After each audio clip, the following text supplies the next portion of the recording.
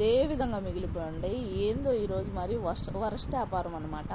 Worst కూడా కాదు, మరీ వరస్ట్ వ్యాపారము. ఈరోజు జరిగినట్టు ఏ రోజు జరగలేదనమాట నాకైతే వ్యాపారము. చూడండి, ఈరోజు అందరం ఖాళీగా అయిపోయినాము. చూడండి, ఒక్క మనిషి కూడా లేరు. ఎవరో ఒక్కరో అరవ తింటా ఉన్నారనమాట. రోజైతే ఇదే టైంకి అసలు ఖాళీ ఉండకుండా చేస్తూ ఉండేది పని. అట్లాంటిది ఈరోజు ఖాళీగా ఉన్నాను. ఇది అయిపోయిన తర్వాత ఇప్పుడైతే కనీసం 9:30, 10 అయి ఉంటుంది అనమాట. ఈ టైం వచ్చారనమాట కొంచెం వ్యాపారం. అది దోశ అడిగారు, అందుకని దోశ పోస్తున్నానండి. బోండా వడ అయితే అట్లాగే మిగిలిపోయినాయి. ఇడ్లీ కూడా ఉందన్నమాట. దోశ పోయిలా నేను, ఎందుకంటే ఆపేసా. ఇంకా అవన్నీ ఉన్నాయి కదా, దోశ కూడా పోసామంటే వేస్ట్ అయిపోద్దని చెప్పి నేను పోయకుండా అట్లాగే ఆపేసాను. తర్వాత దోశ కావాలనే లోపల పోస్తా ఉన్నానండి.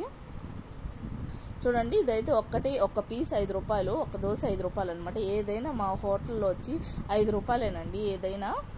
అంటే దోశ, బోండా, వడ, ఇడ్లీ ఈ 4 ఒక్కొక్క పీస్ వచ్చి 5 రూపాయలు లెక్కన తీసుకుంటాను. ఇంకా పెద్ద దోశ కావాలంటే 10 రూపాయలు పోస్తాను. ఎగ్ అయితే 20, ఎగ్ అయితే 30 అండి, కారం అయితే 20. ఇలాగా దోశని బట్టి అనమాట. ఇప్పుడు డబుల్ ఎగ్ అనమాట. ఇప్పుడు 40 రూపాయలు తీసుకుంటానండి డబుల్ ఎగ్కి.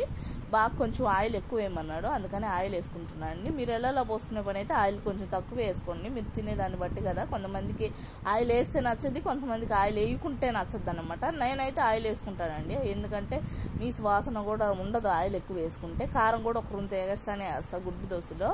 కొంతమంది అయితే అసలు కారమే వేయకుండా ఏమంటారు, అట్లాంటి కూడా వస్తూ ఉంటారు అనమాట.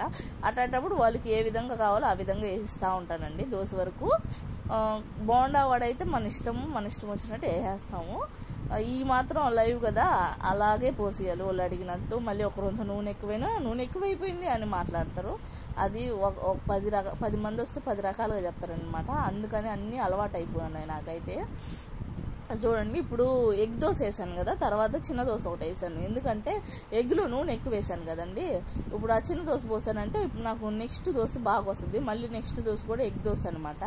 అప్పుడే వెంటనే ఎగ్ దోశ వేసేసాను అనుకో, కొంత మందంగా వచ్చేస్తుంది అనమాట దోశ. అందుకని ఈ ట్రిక్ మీరు కూడా ఫాలో అవ్వండి. నీళ్ళు తడుతూ ఉన్నారనుకో, కొంచెం పెను బాగా కాలు ఉంటుంది, బాగా దోశ కూడా బాగా వస్తుందండి. నూనె తగులుతూ ఉంటే దోశ కూడా అతుక్కుంటుంటుంది పెనానికి. ఇదైతే సింగిల్ అండి, ఇదైతే 30, డబుల్ అయితే 40, కారం అయితే 20. సాదా చిన్న దోశలు ఉన్నాయి కదా, అది ఒకటైతే 5 రూపాయలు. ఈరోజు అయితే టిఫిన్ నేను చెప్పాను కదా, టిఫిన్ అంతా చాలా మిగిలిపోయింది. ఇప్పుడు లాస్ట్లో కొంచెం కదిలిందనమాట వ్యాపారం. ఒక ఆయన ఎవరో ఒక 10 పార్సల్కి వచ్చాడండి 10:30కి. దానివల్ల కొంచెం కదిలింది. మరీ అంత అయితే అయిపోలేదు, వేసినంత అయితే అయిపోలేదు. పర్లా ఒక రొంత. మరి అట్లా దాకా పడేయలేం కదా, ఇంకెవరికొకరికి ఇవ్వాలి. ఇప్పుడు ఎట్టున్నారంటే జనాలు ఊరికి నేస్తున్నా కూడా డౌట్లు అయిపోతున్నాయండి.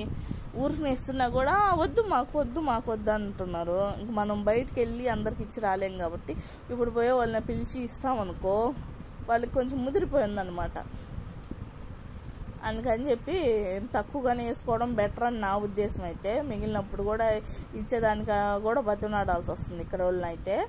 చూడండి, ఈ విధంగా కొంచెం పర్లా వ్యాపారం అయితే స్టార్ట్ అయింది. ఇప్పుడైతే 9:30, 10 అవుతుంది అనమాట. ఈ టయాన్ని స్టార్ట్ అయిందండి మాకు వ్యాపారం. రోజు ఈ టయానికి ఫుల్ రష్గా ఉండేది జనాలతో. నాకు వేసేదానికి ఖాళీ ఉండేదాన్ని కాదు, అమ్మాయికి ఖాళీ ఉండేది కాదు, ఒక టయానికి మా ఆయనకి ఖాళీగా ఉండేవాళ్ళం కాదు. ఇప్పుడు మేము ముగ్గురం ఖాళీగా ఉన్నాం అనమాట నిలబడి. చూడండి ఎంత బాగుందో వ్యాపారం. ఈ విధంగా ఉంటే కోటీశ్వర్లు అయిపోతారు తొందరగా. కోటీశ్వర్లు అయిపోతారా, మునింది ఎంత అమ్ముకొని బయటికి వెళ్ళిపోతారా చెప్పండి మీరే కామెంట్ సెక్షన్లో. చూడండి, ఇలాగ వేస్తూ ఉంటాను. ఆ వాళ్ళు అడిగినప్పుడు దోశ పోసిస్తూ ఉండేదాన్ని, ఎందుకంటే అక్కడ పెట్టేసినా కూడా చల్లగా పోతాయి కదా. అందువల్ల వేడివేడిగా అన్ని గుడ్ల దోశలు ఎక్కువ పోయినాయి. లాస్ట్ మూమెంట్లో వెళ్ళాయి అనమాట గుడ్డు దోశలు. అలా ఈరోజైతే వ్యాపారం సరిపోయింది. ఈ వ్యాపారం ఎట్లా ఉందంటే ఇంకా చూడండి, నూడిల్స్, బిర్యానీ వ్యాపారం ఇంకే విధంగా వెళ్ళిపోతూ ఉంటుందో. అవును కదా. నా వీడియో కానీ ఫస్ట్ టైం చూసినట్టయితే లైక్ చేయండి అబ్బా, అలాగే సబ్స్క్రైబ్ కూడా చేసుకోండి. పాప కూడా ఉందండి స్కూల్కి. బాబు వచ్చి సోమవారం నుంచి పంపిద్దామని చెప్పి ఆపున్నాను అనమాట. వాళ్ళు అందుకే తిరుగుతూ ఉన్నారు.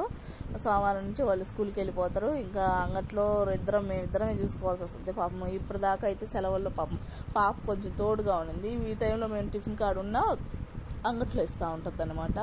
అట్లాంటిది పాప కూడా స్కూల్కి వెళ్ళిపోద్ది కాబట్టి ఇంకా మేమిద్దరమే కష్టపడాలి, తప్పదు. చూడండి ఈ విధంగా కొంచెం కొంచెం కదిలింది, ఎట్లాగలా అయిపోయింది. అయిపోయిందంటే కొంచెం మిగిలాయి వేరే వాళ్ళకి ఇచ్చేసాములేండి. ఇచ్చేసేటప్పుడు కూడా మాకొద్దు అని బిల్డప్ ఇస్తారు. ఊరికి నేస్తున్నప్పుడు కూడా ఏం చేద్దాం, తప్పదని చెప్పి ముద్దాక పారేయలేక మనసు రాక ఇచ్చేస్తానమాట. చూడండి నేను కూడా ప్లేట్కి వేసుకొచ్చుకున్నాను, ఖాళీగా ఉండవు ఎందుకు తినేస్తే అని అంటే ఇంకా ఎవరన్నా వస్తే వాళ్ళిద్దరు కూడా తినాలి కదా, అందుకని చెప్పి. అంతే అండి ఈరోజు వీడియో. నచ్చినట్టయితే లైక్ చేయండి, అలాగే సబ్స్క్రైబ్